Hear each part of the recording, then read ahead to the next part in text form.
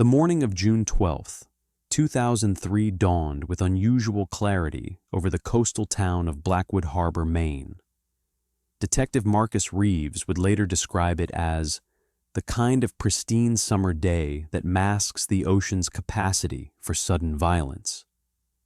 5 years before, he would stand on the weathered dock examining the inexplicably returned vessel.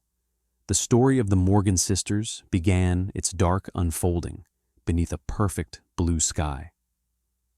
Elena Morgan, 34, moved with practiced precision across the deck of the Seafarer, her slender fingers methodically checking navigation equipment with the thoroughness that had earned her respect among the scientific community. Her research on deep-sea temperature anomalies had recently secured additional funding from Oceanic Institute, though colleagues noted her increasing preoccupation with the peculiar underwater formation locals called Stillwater Deep. Her younger sister Amelia, 29, stowed specialized camera equipment designed to capture bioluminescent phenomena, her methodical organization reflecting years of documentary filmmaking in extreme environments. They moved like dance partners, recalled Harbormaster Raymond Collins, who observed their departure from his weathered watchtower at precisely 8:15 that morning. Nothing seemed unusual except Elena testing that experimental sonar equipment one final time, something she'd never done before. This detail, Collins later admitted, he initially withheld from investigators, a omission that would haunt him during sleepless nights for years to come. Weather satellite imagery archived by the National Oceanic and Atmospheric Administration shows the Seafarer following its planned route along the coastline before veering northwest toward Stillwater Deep at 11:23. The vessel's tracking system functioned normally, transmitting routine position updates every 30 minutes until 14:47, when signals abruptly ceased. The last confirmed contact came at 14:47 when Amelia uploaded a 28-second video to their research blog. The footage, since analyzed by 17 separate audio-visual specialists, shows Elena hunched over monitoring equipment, her face illuminated by screens displaying numerical readings. "These patterns are unprecedented," Elena states, her voice carrying an undercurrent of both wonder and apprehension. The mathematical impossibility suggests either equipment failure or... Her voice trails off as she exchanges a meaningful glance with Amelia. The camera briefly pans to show an unusual disturbance on the water surface, concentric ripples emanating from a central point despite the absence of wind, before the transmission terminates mid-frame. Meteorological records indicate that at approximately 16:20, an unexpected weather system materialized over the exact coordinates where the sisters were last tracked. Weather Service specialist Dr. Mariam Lakewood would later testify. What developed was a meteorological impossibility, a localized fog bank exhibiting electromagnetic properties consistent with a lightning storm, yet contained within a perfect circular boundary, 3 nautical miles in diameter. Search operations commenced at 2018 hours when the sisters failed to return as scheduled and didn't respond to radio calls. Coast Guard Lieutenant James Harker initially classified it as a routine delay, noting in his preliminary report, possible mechanical issues or navigation errors, no distress signal activated, conditions favorable for overnight survival if necessary. By dawn the following morning, search parameters expanded dramatically. No debris field was located, no emergency beacon activated, no distress signals detected. Coast Guard Captain Eleanor Wright authorized deployment of 3 aircraft, 5 vessels, and advanced thermal imaging technology, commencing what would become known in maritime rescue circles as the impossible search. In my 37 years of search and rescue operations, "I've never encountered a case where a vessel simply disappeared without trace," Wright later stated during congressional testimony seeking additional funding for coastal monitoring systems. No oil slick, no floating debris, no bodies, nothing to indicate the seafarer had ever existed on that water. The seafarer and the Morgan sisters had vanished completely, as if erased from existence. 5 years later, on May 23, 2008, marine researcher Dr. Lydia Novak would radio the Coast Guard with trembling hands, her voice barely maintaining scientific composure as she reported discovering an intact vessel in Cryer's Cove, the seafarer in pristine condition with no signs of damage or distress. But what investigators found inside would transform a tragic disappearance into something far more disturbing. A meticulously maintained logbook containing entries dated years after the disappearance, specimens of marine life that defied biological classification, and a hastily scrawled message on the navigation computer. "They're coming through. We couldn't stop them." The Morgan sisters remained missing, but whatever returned in their vessel had brought something else back with it, something that would soon make its presence known along the quiet coastal communities of Maine. If you're fascinated by unsolved mysteries that challenge our understanding of reality, please take a moment to like this video, subscribe to my channel, and leave your thoughts in the comments. The YouTube algorithm favors engagement, and your support helps bring these meticulously researched stories to a wider audience. Together, we can explore the thin boundaries between known science and unexplained phenomena. By July 2003, Blackwood Harbor had transformed. The quaint Maine coastal town of 3,000 residents, once known primarily for lobster harvesting and oceanographic research, became unrecognizable. Television satellite trucks lined Harbor Street, their cables snaking across weathered asphalt. National news anchors delivered somber updates against the backdrop of fog-shrouded docks where the Morgan sisters had last been seen. "It changed overnight," recalled Martha Kincaid, owner of the Harbor View Cafe. "Suddenly, everyone had a theory, a story, something they'd always noticed but never mentioned." Her weathered hands gripped a coffee mug bearing the cafe's logo, the same mug design from which Elena Morgan had sipped her last documented cup of coffee before boarding the Seafarer. The sisters' shared apartment above Blackwood's century-old boathouse remained exactly as they'd left it, a preservation of interrupted lives that spoke more eloquently than any testimony. Twin coffee cups on the counter, lipstick marks still visible on their rims. Elena's research notes spread across the dining table, her meticulous handwriting detailing energy anomalies recorded at increasing depths of Stillwater Deep. The margin notations betrayed growing excitement. Pattern confirmed at 400 meters, and frequency response matches theoretical model. Most unsettling was Amelia's editing station, her high-end computer still powered, the screen displaying a paused frame from footage taken 3 weeks before their disappearance. The image, enhanced by FBI technical specialists, showed something large moving beneath the water surface, a shape that marine biologists could not conclusively identify as any known species. "The apartment felt charged," noted Detective Sergeant Thomas Hayes in his field journal, a document obtained through Freedom of Information requests 5 years after the investigation stalled. Temperature consistently 3 degrees cooler than outside readings with no explanation. Electronics occasionally malfunctioning despite new batteries. Hayes, a 20-year veteran of coastal disappearances, approached the case with methodical precision. His investigation assembled 27 witness statements, 19 environmental reports, and 14 expert consultations.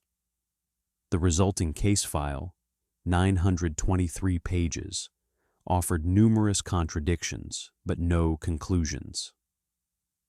The evidence doesn't support drowning, Dr. James Morgan insisted during the third press conference, his academic demeanor cracking under prolonged stress. His wife, Dr. Catherine Morgan, displayed nautical charts and equipment specifications beside him. Elena navigated Arctic waters during research expeditions. The Seafarer contained 7 redundant emergency systems, any one of which would have activated automatically during conventional distress scenarios. Their systematic dismantling of official theories reflected backgrounds in oceanography and marine history respectively. Local authorities gradually reduced resources allocated to the search as weeks became months. The Morgans used retirement savings to fund private search operations, spending 342 days on the water during the first year alone. They knew something was out there, whispered Evelyn Marsh, Elena's research assistant, during her third official interview. Security camera footage shows her sliding a journal across the table toward investigators, her hands trembling. Elena found something responding to specific frequencies, something that shouldn't exist at those depths. The journal, later classified as evidence item EM47, contained coordinates, complex equations, and a hastily sketched diagram labeled only with the phrase, "It responds to specific frequencies."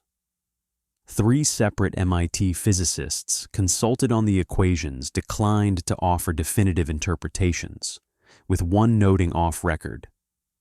If these calculations are accurate, they describe something that violates our understanding of dimensional physics. By the 1-year anniversary, the case had grown cold. The Morgans' press conferences drew diminishing attention as public fascination shifted to newer mysteries. Their increasingly urgent testimonies began incorporating terminology that mainstream outlets deemed speculative, references to threshold phenomena and interdimensional transit points.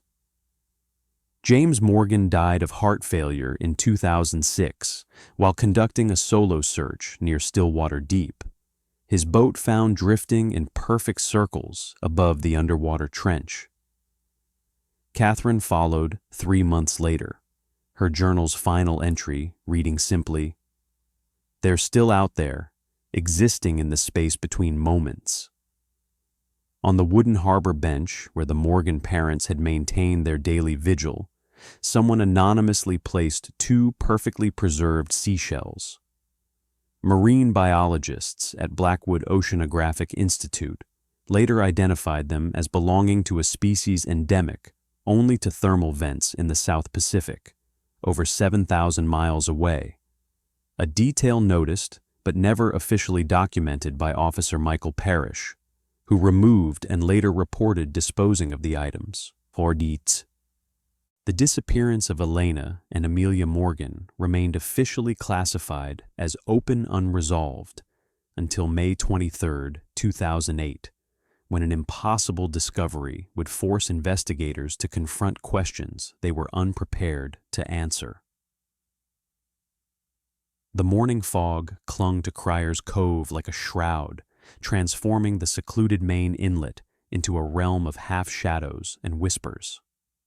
For marine researcher Dr. Lydia Novak, May 23, 2008 began as a routine environmental survey, her 407th along this coastline. What she discovered would transform our understanding of the Morgan sisters' disappearance and challenge the boundaries between known science and inexplicable mystery. "I almost didn't see it through the mist," Dr. Novak later testified, her academic composure fracturing as she recounted the moment. "A white shape where nothing should have been. We'd surveyed that exact inlet 17 times since the disappearance." Coast Guard recordings preserve her initial report, the scientific detachment in her voice giving way to barely controlled bewilderment. "Base, this is research vessel Horizon. I need to report a vessel in Cryer's Cove. It's the Seafarer. Yes, that Seafarer. The Morgan sisters' boat. It's just sitting here, like it was waiting for someone to find it." Coast Guard Lieutenant Commander Marcus Hayes arrived on scene at 9:17 that morning. Having studied the original case files extensively during his academy training, he immediately recognized the vessel from photographs. Official body camera footage captures his approach to the pristine white hull gleaming in the morning light, a vessel that by all laws of nature should have shown 5 years of marine degradation. "There's no way this is the same boat," Hayes whispers in the recording, his right hand unconsciously touching the silver cross at his neck. "That's impossible." The impossibility only deepened upon closer inspection. Marine growth was entirely absent from the hull. No barnacles, no algae, no weathering of any kind on exposed surfaces. The vessel appeared, in the words of forensic specialist Dr. Rebecca Chen, as if it had been freshly painted yesterday, then placed in this cove by some giant, careful hand. Dr. Chen's methodical exterior photographs documented what scientifically could not exist: a vessel immune to the ocean's relentless reclamation. Her catalog of 147 images, later examined by 9 separate marine conservation experts, revealed a boat that defied fundamental principles of oceanic exposure. "I've worked saltwater recovery for 11 years, Chen noted in her preliminary report. "I've never seen anything like this. Even vessels submerged for 3 months show more degradation than this one that's supposedly been missing for 5 years. The scene inside the Seafarer presented even deeper contradictions. Sealed evidence bags, Jerknei 23 through Jerknei 59, contain food items from the galley that laboratory analysis confirmed remained edible: bread without mold, fruit without decay, bottled water still sealed and pure. Electronic equipment functioned flawlessly despite batteries that should have depleted years earlier. Most notably, the vessel's navigation system powered on immediately, displaying coordinates that placed the boat in a location 300 miles from any charted landmass in the Atlantic. Everything was arranged as if they expected to return momentarily, observed Special Agent Daniel Warren of the FBI's Unexplained Phenomena Division, a specialized unit whose involvement remains officially unacknowledged in public records. Their personal items, Elena's reading glasses still marking a page in Theoretical Approaches to Quantum Displacement, Amelia's camera positioned on its tripod aimed toward the cabin door, suggested not abandonment, but temporary absence. The most significant discovery lay on the navigation table. Elena Morgan's leather-bound logbook opened deliberately to an entry dated December 17th, 2007, 4 years and 6 months after the disappearance. The handwriting, verified by 3 separate forensic analysts as Elena's, remained steady and precise.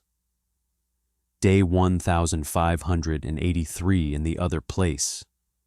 Amelia believes we've found a way back, but I'm not convinced what waits for us is still our world. The frequencies are wrong. The stars here arrange themselves in patterns that shouldn't be possible, yet they're beautiful in their alien geometry. The entities remain curious about us, particularly our emotional responses to isolation. They don't understand tears. They collect them. Subsequent pages contained detailed illustrations of organisms resembling deep-sea creatures, but with anatomical impossibilities.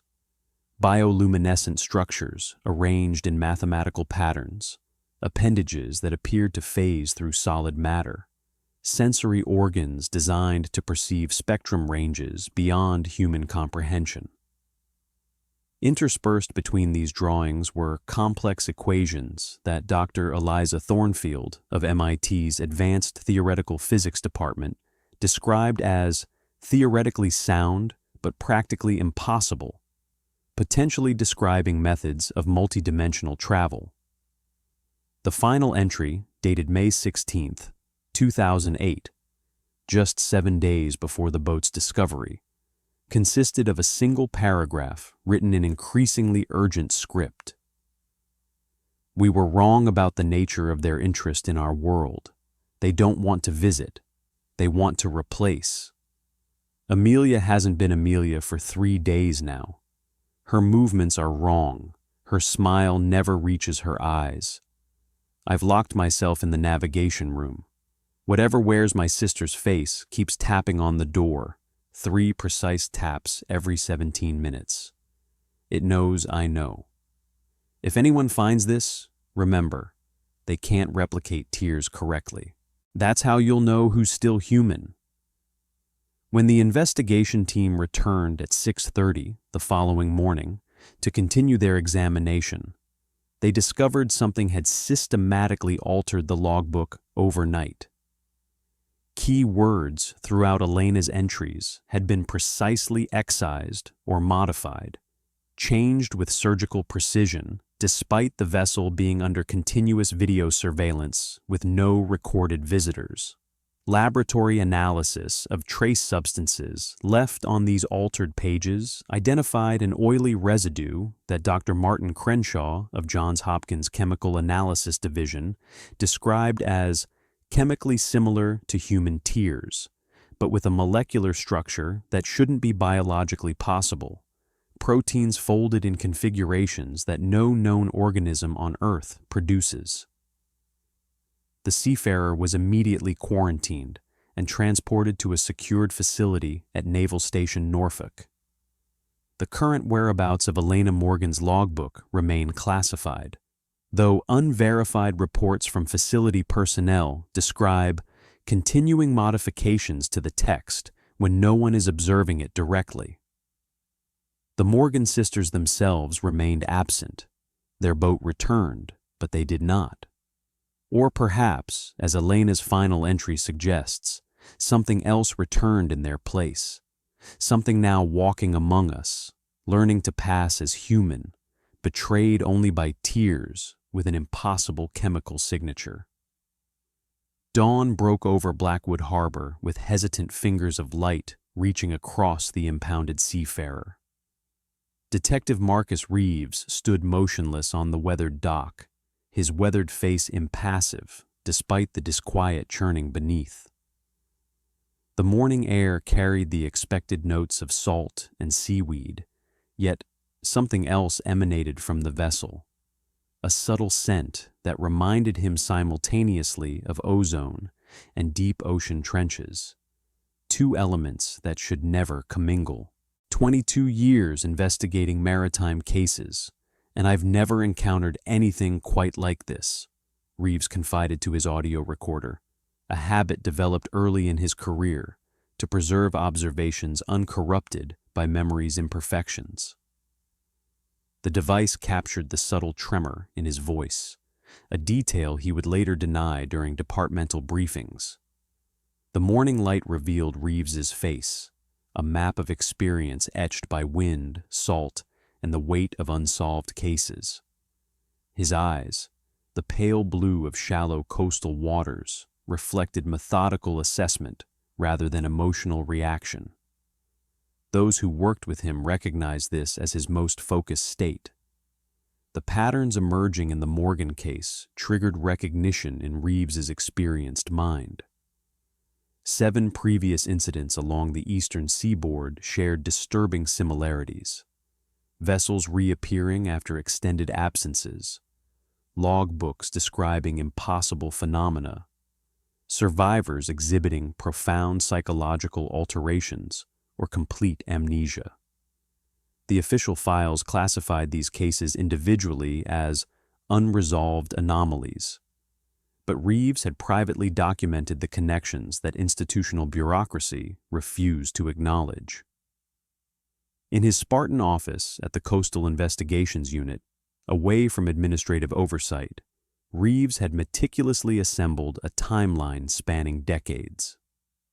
Newspaper clippings of disappearances dating back to 1874 lined the wall, connected by red string to maritime charts marking locations of vanishings and subsequent returns. Photographs of the seafarer occupied the central position, annotated with yellow tags identifying unexplainable discrepancies.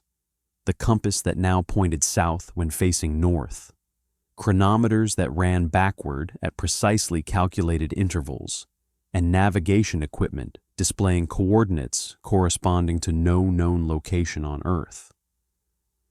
"The connection is personal," acknowledged Dr. Catherine Fleming, the department's psychological consultant, in her confidential assessment. But Reeves's emotional investment hasn't compromised his methodical approach.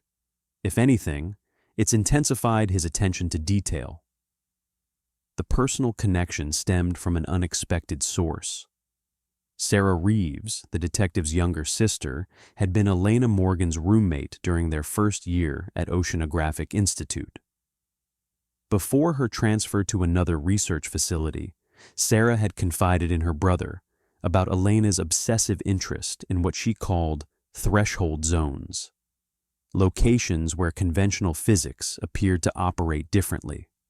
Elena believed certain coordinates in the ocean served as transit points, Sarah explained in her formal statement, her academic precision a stark contrast to the underlying apprehension in her posture. She mapped anomalies along the eastern seaboard where instruments failed, where time seemed to function differently. She called it thin places, where our world connects to something else. The forensic evidence only deepened the mystery. DNA analysis of hair samples found aboard the seafarer matched Elena and Amelia's genetic profiles on file from previous research expeditions, confirming their presence on the vessel. Yet the samples displayed unexplainable anomalies in the mitochondrial structure. "It's them, but also somehow not them," noted Dr. Eliza Chen, the laboratory technician, in her report. Her normally precise handwriting showed uncharacteristic hesitation in the margins. The fundamental biological blueprint appears subtly rewritten, as if their DNA experienced evolutionary pressures that don't exist on Earth. Reeves interviewed 17 residents living along the coastline near Cryer's Cove, methodically documenting repeated mentions of phenomena observed during the 3 nights preceding the seafarer's discovery. 8 separate witnesses described lights beneath the water, moving in geometric patterns. 5 reported voices in the fog, speaking words that sounded like English played backward. 3 elderly residents independently used the phrase, "the water was watching us," despite having no contact with each other. The most significant testimony came from Harold Blackwood, 87, whose family had fished these waters since the 18th century.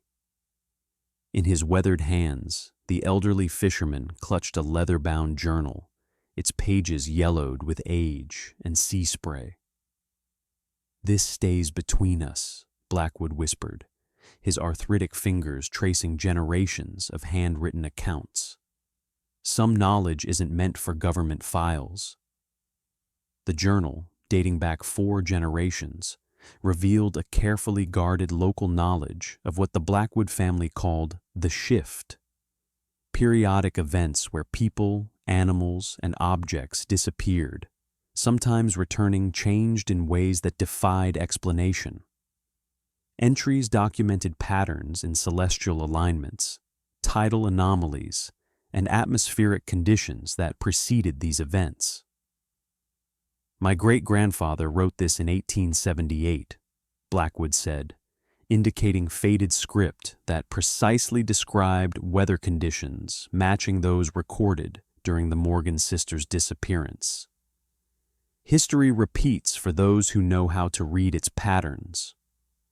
As Reeves prepared to leave, Blackwood gripped his arm with surprising strength, his weathered face a mask of urgent warning. "They come back different," the old fisherman whispered, refusing to meet Reeves's eyes. "Still wearing the faces we recognize, but behind their eyes is something ancient that has been watching us from the deep places between worlds, something that's finally learned how to come ashore." That night, reviewing his notes under the solitary lamp in his office, Reeves noticed a pattern he'd previously missed. Each incident in his timeline corresponded to specific astronomical alignments, oceanic temperature anomalies, and electromagnetic disturbances. The same conditions now manifesting along the main coastline with increasing frequency. In the margin of his notebook, he wrote a single question. If something came back in the seafarer wearing the Morgan sisters' faces, where is it now, and what does it want? The desk phone rang, shattering his concentration. The caller ID displayed restricted, but Reeves recognized the voice immediately. Dr. Chen from the forensic lab, her professional composure fractured by urgency. "The DNA samples are changing," she whispered. "I've never seen anything like this. The mutations are accelerating, evolving towards something. I don't know what they're becoming, but it's happening right now." The security monitors at Coastal Enforcement Division's impound facility captured the moment everything changed. On June 6, 2008, the investigation's 14th day, a figure approached the quarantined seafarer at 3:17 in the morning. The grainy black and white footage shows a woman whose features, despite the camera's limitations, unmistakably resemble Amelia Morgan. "Something was profoundly wrong with how she moved," stated Franklin Miller, the night watchman with 15 years of security experience. His official statement, recorded the following morning, describes movements that were mechanical, like someone learning to use their limbs for the first time. The footage shows the figure standing motionless beside the vessel for 27 minutes before disappearing beyond the camera's range. The shoreline told a more disturbing story. 3 sets of barefoot prints discovered the following morning started abruptly mid-beach, as if their owners had materialized directly onto the sand. The impressions led not from the water, but toward it, individuals walking deliberately into the Atlantic depths. "These prints exhibit unusual pressure distribution," noted forensic podiatrist Dr. Samantha Chen, analyzing plaster casts taken from the scene. "The weight distribution suggests a gait that's biomechanically inefficient, yet somehow deliberate, like someone mimicking human walking without fully understanding the mechanics involved." What the seafarer carried within its hull defied scientific classification. Microscopic examination revealed organisms unlike anything in existing taxonomic records, structures with cellular membranes capable of withstanding both crushing oceanic pressures and the vacuum of space. These specimens, now housed in biohazard containment at CDC headquarters in Atlanta, display DNA sequences that Dr. Eileen Markovich of Johns Hopkins University described as engineered rather than evolved, containing symmetric patterns that don't occur naturally in Earth's biosphere. The biological anomalies coincided with unprecedented communication disruptions along the eastern seaboard. 3 fishing vessels, the Northern Star, Blue Horizon, and Windward, reported brief radio contact with a voice identifying itself as Elena Morgan on 3 consecutive mornings between 4:13 and 4:17 a.m. The voice was recognizable as Elena's, confirmed Captain Robert Harley of the Northern Star, who had transported the Morgan sisters on previous research expeditions. But the cadence was wrong, like someone who learned English from textbooks rather than conversation. The transmissions included coordinates that, when plotted on nautical charts, formed a perfect pentagonal pattern surrounding the Stillwater Deep. Each transmission concluded with the same message. They're wearing us now, learning to be us. Don't trust what comes from the water. Regional meteorological services documented atmospheric abnormalities defying conventional explanation. Localized fog banks moved against prevailing winds in precisely straight lines. 7 separate reports described brief inversions of gravitational effects, objects temporarily floating before returning to normal behavior.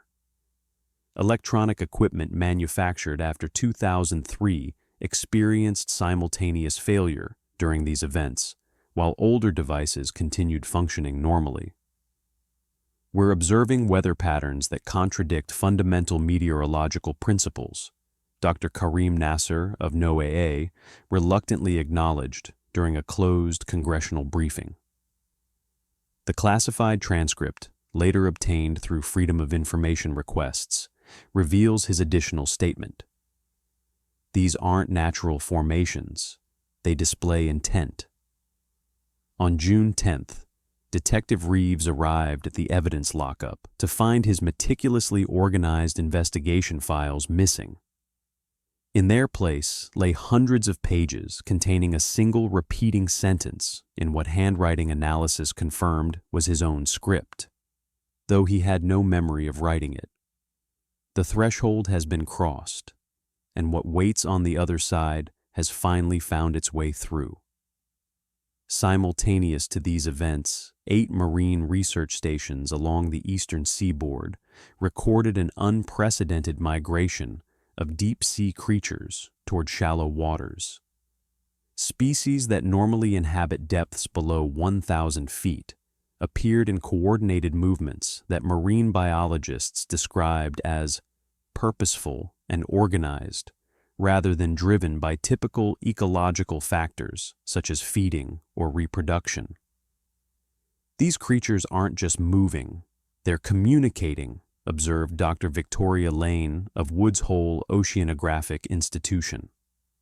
Their movements correspond to specific mathematical progressions that suggest collective intelligence. The migration culminated in mass strandings along beaches from Maine to North Carolina. Aerial photography revealed these strandings formed precise geometric patterns visible only from above, concentric circles, spirals, and angular formations that mathematician Dr. James Peterson identified as visual representations of 5-dimensional equations.